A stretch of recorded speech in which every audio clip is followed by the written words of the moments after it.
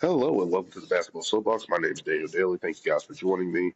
It's been a while since I did an episode, but I figured it was time, especially with NBA All-Star Weekend, to get back in the swing of things, and especially with one of my favorite players retiring, in Chris Paul, as well as talking about NBA tanking and how I feel about it, and basically NBA All-Star Weekend and how to fix it. Let's get right into it. Um, Chris Paul has retired. Chris Paul is one of my favorite players of all time. He's my favorite point guard, followed by Russell Westbrook of my era and guys I grew up watching. Of course, I have favorites like Magic and Penny and Isaiah and Steph and stuff like that.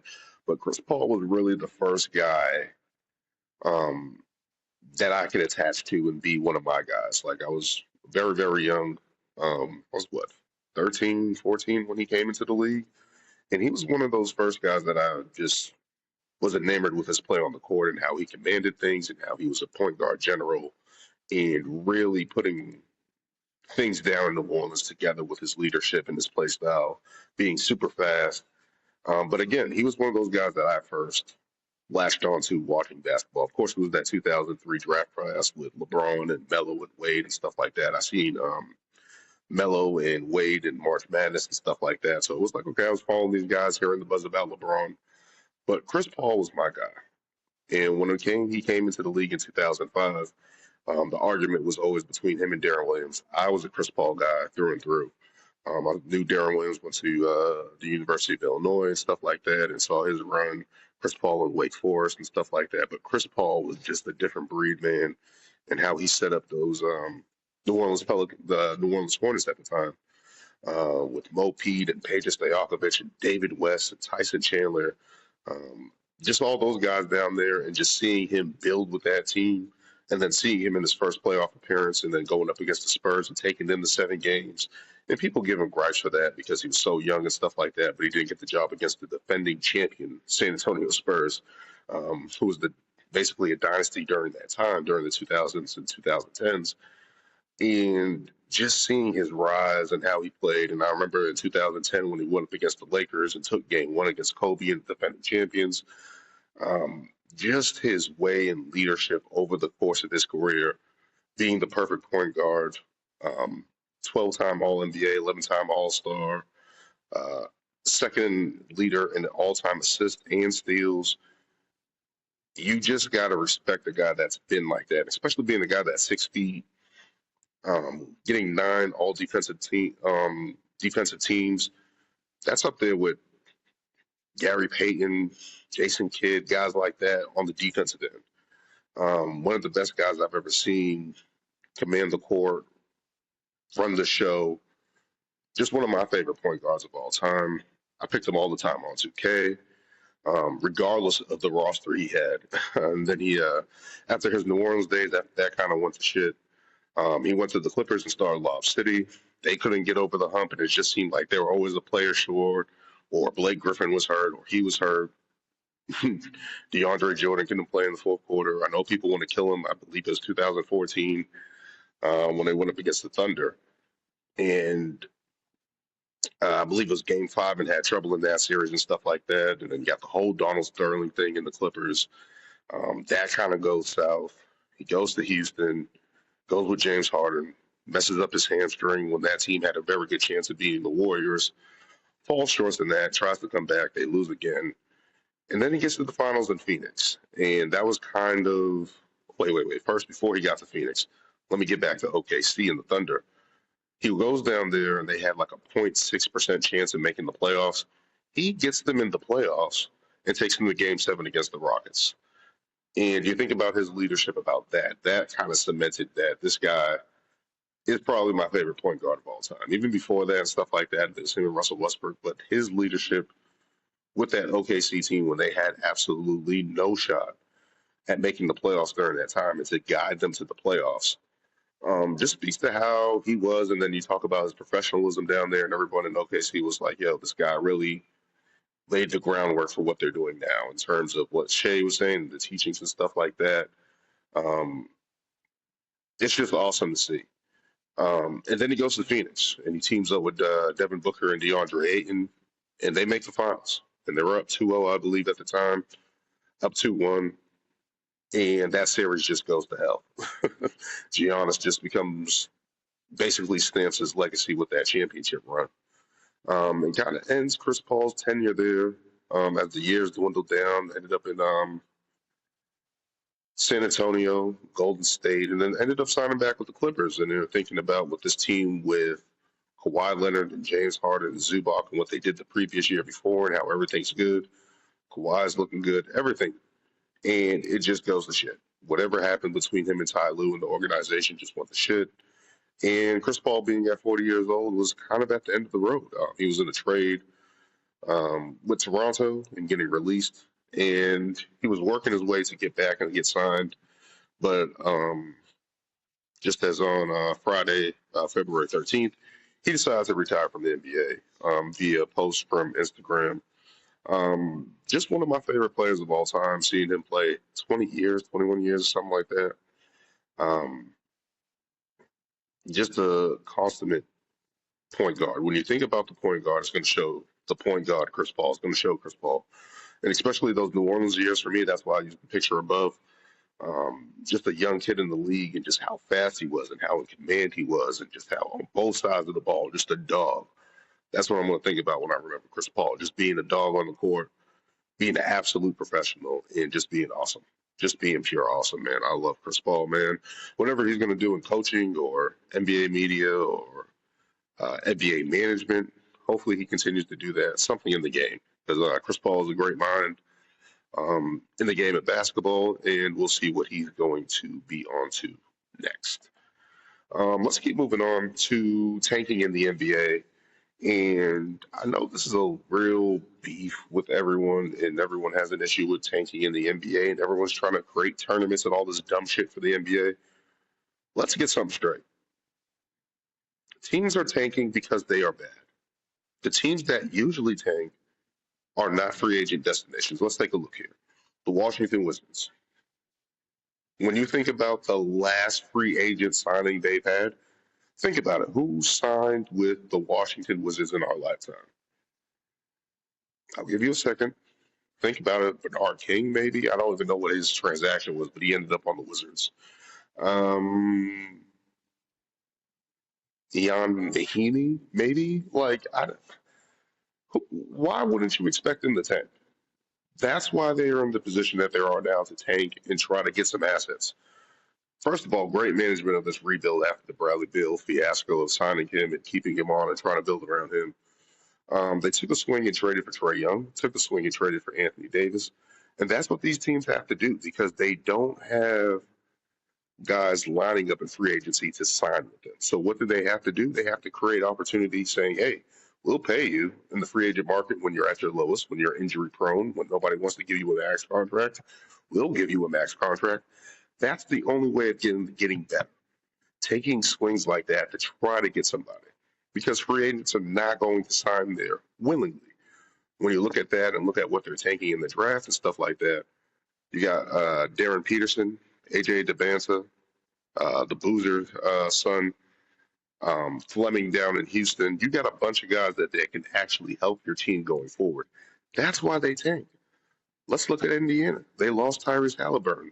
What incentive do they have to win when they have their pick and can be in position to add a young player on a low contract that they can control underneath the first couple of years with Tyrese Halliburton when he comes back next year?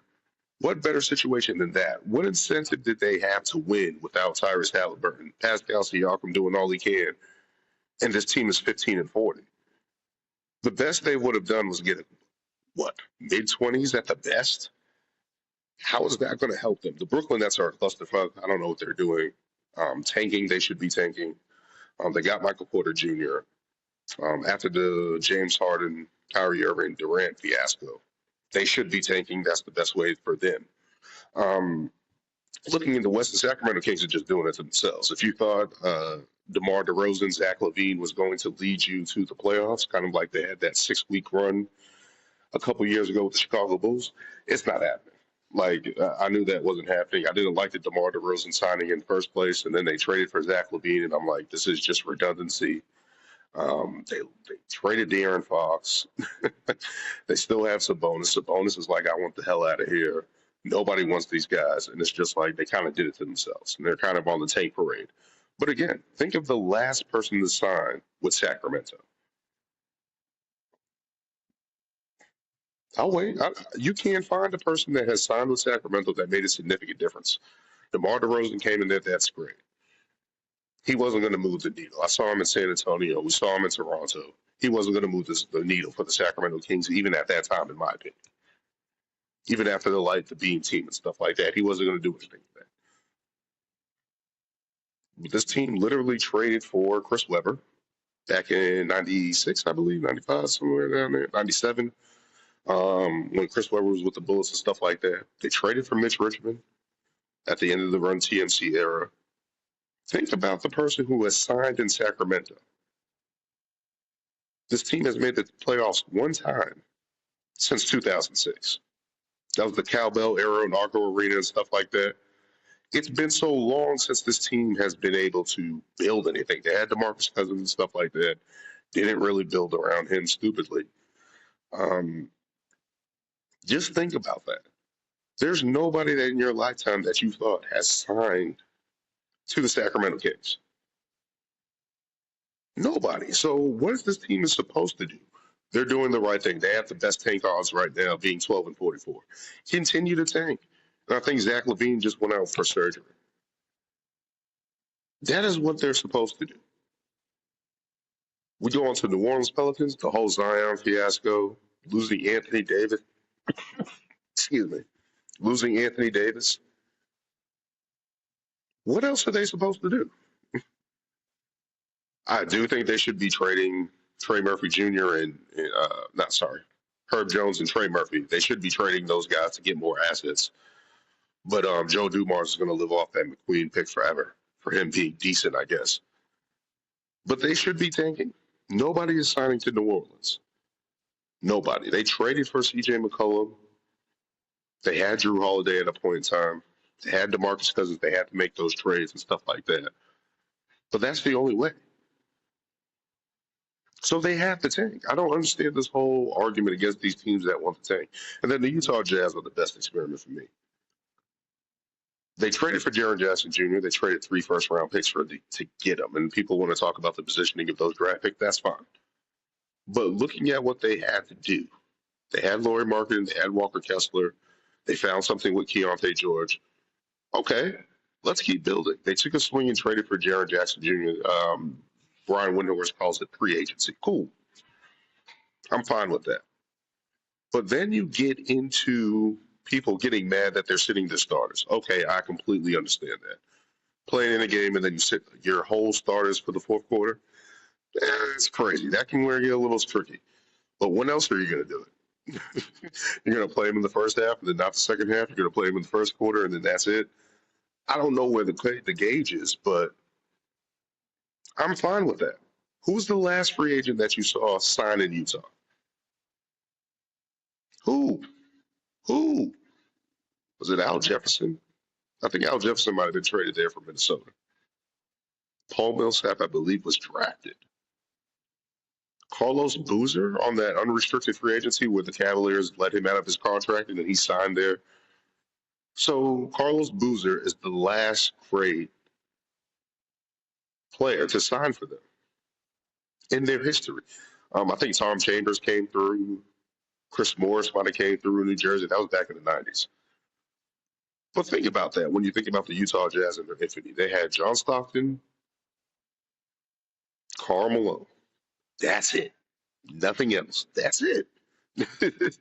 Donovan Mitchell, Rudy Gobert. Both of those guys drafted. I believe Rudy Gobert was traded on draft day with the Nuggets and stuff like that. But when you look at their history, who was signing to them? The only way these teams get better is building through the draft. Look at OKC, building through the draft, trading for Shai Alexander, drafting J-Dub, drafting Chet Holmgren, drafting Lou Dort. San Antonio Spurs, Dylan Harper, Stephen Castle, Victor Wembanyama, damn it. How do you think these teams get better? It's not an accident. Now it takes a little bit of good management. Let me get that out the way. It takes some good management to get that done. So you see OKC and you see the Spurs. Collectively, they have networking between the both of them. Both of those teams have built those teams great. The Denver Nuggets, Nikola Jokic was found in the second round, but they got Jamal Murray, traded for Aaron Gordon, drafted Christian Braun, drafted Watson, Percy Watson, Peyton Watson. How do you think these teams get better? Houston Rockets and Ben Thompson, Alfred Sengun, Jalen Green at a point in time, Jabari Smith Jr.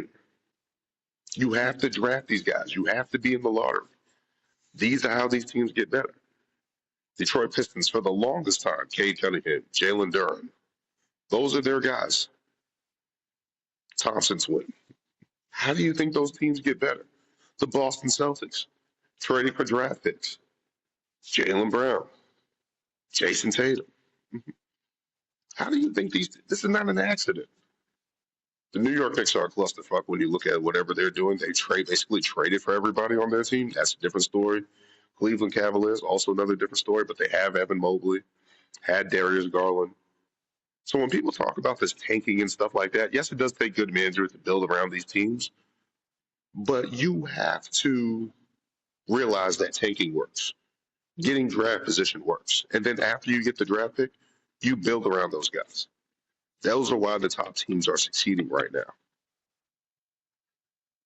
So when people are talking about the stupid shit with the tournament and stuff like that, and why would I expect these teams to go into a tournament, have a team that was fringe on making the playoffs beat the lower teams, and then expect the worst teams in the league to now win a tournament to get a high draft pick?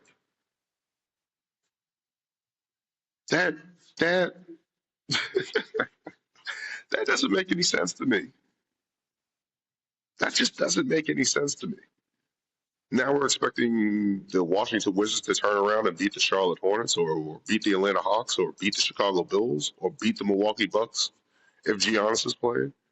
We expect the Sacramento Kings to turn around and beat the Clippers. The Sacramento Kings to turn around and beat Dallas. Like, I don't understand that. So now you're going to reward the teams that just missed the playoffs either due to injury or due to kind of like what the Mavericks did last year when they got injured and then all of a sudden they drafted Cooper Flag. Now we're going to reward those teams. I don't agree with that. There's a reason why those teams suck. There's a reason why those teams are bad. Bad management, bad skill set, chemistry issues, whatever the case may be. There's a reason why they suck. They lack the talent to win. So people need to really just relax on this tanking thing and realize that there's still good basketball being played, and that yes, you got some teams that are going to tank because that is a smart thing to do for those organizations and fan bases. If you're Utah, do you want Darren Peterson or the Boozer kid or AJ DeVanza coming to your team? I'm pretty sure they would love to get AJ DeVanza right now, especially with all the BYU and Danny Ainge and the Boston connects, the Massachusetts connects, New Orleans, Sacramento. Do we want those kids going there? I don't know. But those are the best chances for those franchises to turn it around. And I heard people say they should get rid of the draft and stuff like that. I'm like, no, because that's how you keep balance. That's how you keep balance in the league.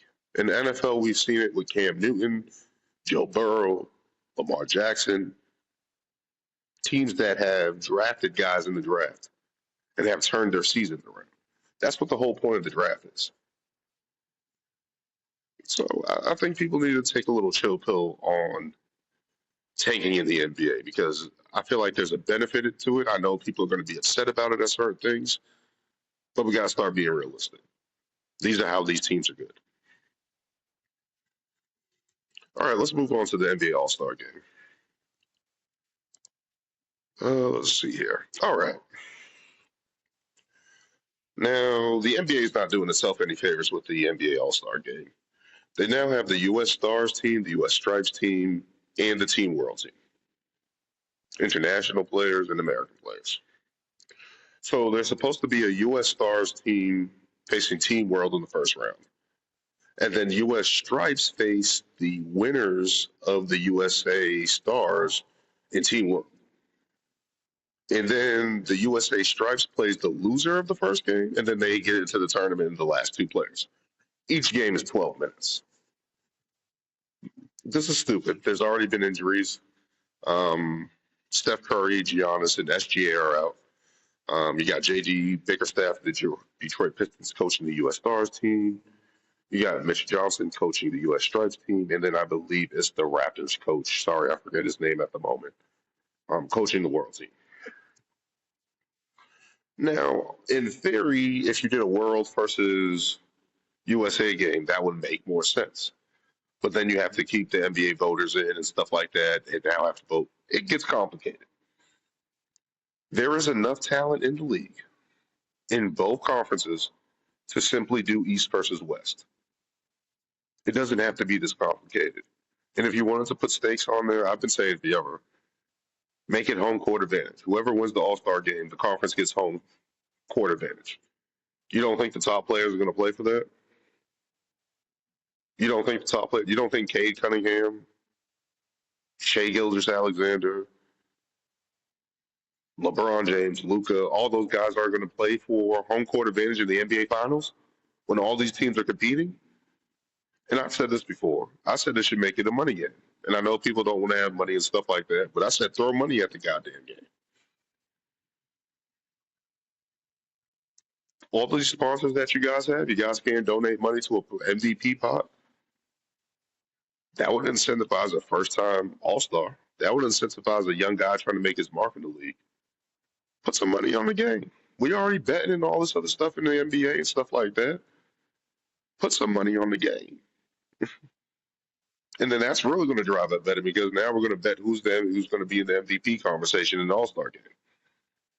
Put some money on the game. It's not a bad thing. We are where we are in the NBA. Ticket prices are high. Players are being paid a lot. Coaches are being paid a lot. TV deals up. Add some more money to the game. Put some pressure on this thing. Like, I don't understand why it has to be complicated. East versus West. Your best 12 guys versus their best 12 guys. Let's go. Let's start with this world. Let's stop divvying up the teams. And here's another thing. If you were going to divvy up the teams, wouldn't it just be better to have 4 teams of 6 players, have 1 sub?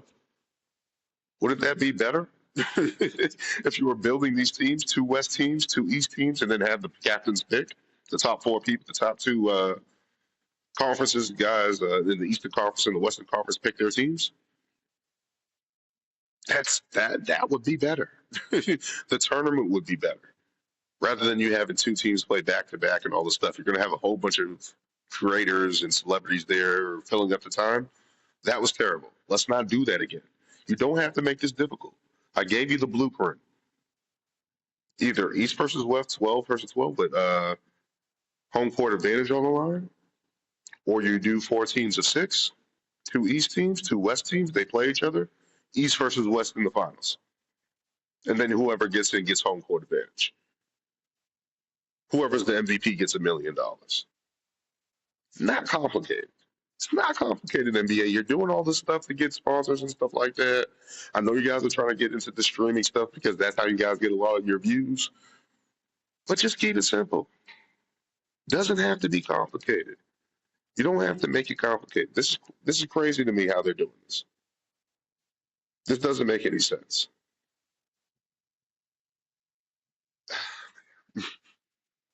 I don't know. Let's keep moving on. We got the slam dunk contest. There's a lot of things with the slam dunk contest that people are. Let me go over the participants. You got Carter Bryant, got Jackson Hayes, Keshad Johnson, and Jace Richardson. All these guys are young guys. I believe they're rookies. Either a couple. Jackson Hayes has a couple of years in the league and stuff like that. Actually, quite a bit. The dunk contest needs to be 4 people. Keep it on a rate of scoring up to 40, 50, whatever the case may be. Don't make it complicated. And I know people are complaining about the dunk contest and how it's diminished over time, and it shouldn't be the main event, and how the 3-point contest should be the main event, which I'll get to in a moment. But the criticisms of the dunk contest is that there is so much dunking going on social media, on shows with Shaq and stuff like that, doing his dunk man thing. And all these people are saying, hey, get these YouTubers in the NBA dunk contest. Are you serious? Why would the NBA do that? Market somebody else outside of their realm to be in the NBA dunk contest. Now, if I'm running a business, does that make any sense of any equity, integrity into my league if I get somebody outside to win a contest for me? That's number one. Number two, when we're looking at these players that are participating in the dunk contest, the NBA dunk contest used to be the way that you made your name, you made your brand. Back in the day, when you had guys like Dominique, you had guys like Michael Jordan, when you won those dunk contests and stuff like that, you got your name out there. You got more sponsor dollars, XYZ. It's different nowadays. No one cares if you can dunk. Sorry, the NBA is different now. Social media is all over the place. There's so many people on YouTube, TikTok that do dunks, that specialize in creating dunks, that spend all their time not playing basketball, just doing dunks. So now you expect the NBA player who's playing multiple games in the season, you got to worry about winning games, you got to be worried about working on your craft, to now go in there and create dunks for the dunk contest. I'm sorry, that's not going to happen. And the criticisms of dunkers, even back in the late '90s, I remember Dr. J, I believe he was on NBC at the time, and he was talking in studio, and he talked about how these guys aren't skilled. I think it was '99 season, late '90s, and he was talking about how guys are not skilled anymore. All they do is just jump, run, and jump. And you have all these criticisms in the media of these guys that just are athletic and can dunk. They can't shoot, they can't play within the game, they can't pass. So what happens? All these players start working on their handle, start working on their shooting, and the game evolves. Dunking becomes less important because guys have to now figure out how we're going to work within our team. How am I going to get better? How am I going to hold a role in the NBA? It's completely different on a different level. So now when we sit here and expect these guys to spend time creating dunks and everybody's mad at LeBron James and mad at all these other guys doing it, I said it before. Throw money at the situation. You're telling me in a couple years ago, if you guys didn't go to John Moran, Zion Williamson, and say, "Hey, here's here's $1 million. Go in the dunk contest." You don't think that was on the table? You don't think the NBA can do that? But these guys are in such a different world where they have the sponsorship, they have the brand deals, they have the sneaker deals. They don't have to do the dunk contest. There's no incentive for them doing the dunk contest. That's why I say just throw money at it. Money to a charity, money of their choice, whatever the case may be. And make a donation. Do it that way. Get these guys, because all these guys have foundations and things they give back to and kick back to. Hey, win the dunk contest, here's $1 million towards your organization. Here's $1 million towards you. Something of that nature should work. That's not hard. So there has to be something the NBA can do with the dunk contest to save it. I wish these guys the best. I'm probably going to go with Who's Keyshawn Johnson? I'll go with him for Miami. The judges are going to be Dominique Wilkins, Nate Robinson, Dwight Howard, Brent Barry, and any of Chris Lethal Shooter, Drewski, or Tyler Toney. NBA, stop doing this. Get NBA people to judge the dunk contest, please. Oh, man. But that's how I would do it. Just throw money at it. All right, now we're going to get into the three-point contest. Probably the event of the weekend. Participants are Devin Booker, Colin Knupples, Damian Lillard, who has not played this season, but he's going to be in the three-point contest. So, I believe this is his going for a three-time champion. We got Tyrese Maxey, Donovan Mitchell, Jamal Murray, Bobby Portis, Norman Powell. Three-point contest, ironically, the event of the weekend. A shooting contest where everyone hates threes in the media and everyone hates threes in the NBA is the most entertaining thing of All-Star Weekend. The three-point shooting contest. I'm gonna go. Bobby Portis is in the 3-point contest. He's shooting 45% on the season. That's crazy. Why didn't nobody trade for that guy? I figured he can help a team, but that's another story for another day. I'm gonna go. Damn, I'm gonna go Carson Double. That guy's shooting the ball pretty well this year, and I'm now thinking in the shooting contest, he probably is the best natural shooter out of everybody. Jamal Murray's another guy. Damian Lillard, who has been practicing probably for a long time now, probably has a chance to win that as well. Let's go to the shooting stars competition. Now, this was a weird one for me because I remember this one years ago with all the incorporation of the WNBA players. Um, I guess they couldn't ask the unrivaled players because they're kind of outside the NBA's control and stuff like that. So, looking at it from that standpoint, with the WNBA going well with labor negotiations, weird time to bring it back. Weird time to bring it back indeed. Um, there used to be two NBA players, a retired player and a WNBA player. I thought that was cool. But we got Team All Star. Come on, NBA. You guys, these guys make millions of dollars in creation and advertising and all this stuff. And this is the best names you can come up with. Um, Team All Star, Scotty Barnes, Chet Holmgren, and Richard Hamilton. Richard Hamilton on this team. We got Team Knicks, Jalen Brunson, Carl Anthony Townsend, Allen Houston, one of the best shooters of all time. Um, Shooting forms of all time, I should say. Team Cameron, I don't even know who that is. I guess it's a celebrity. Whatever the case may be. We got Colin Knuckle, Jalen Johnson of the Atlanta Hawks, and Corey McGetty. And then we got Team Harper. This is a nice touch here. Dylan Harper, Ron Harper Jr., and of course their father, Ron Harper Sr. That's dope. I like the idea of that and putting that together. That's dope. But I would like to see the WNBA players or unrivaled players get involved in this in some capacity because I think that's the original shooting stars. It was a nice event at All Star Weekend. I'm not against that. But looking at All Star Weekend, seriously, just you don't have to make it complicated. You don't. It doesn't have to be complicated at all, man. Like I don't know. But that will be this episode. I hope you guys enjoyed. I hope you guys listening. Don't forget to like, comment, and subscribe. You can catch me at the Soapbox Network on TikTok and Instagram and YouTube here, as well. Check out the Ring Takes podcast, what we do with Brian and Lewis and stuff like that, and we just go over wrestling in WWE, TNA, AEW, and that's looking to kick back up. So thank you guys for joining me. Don't forget to like, comment, and subscribe. Helps the channel. And until next time.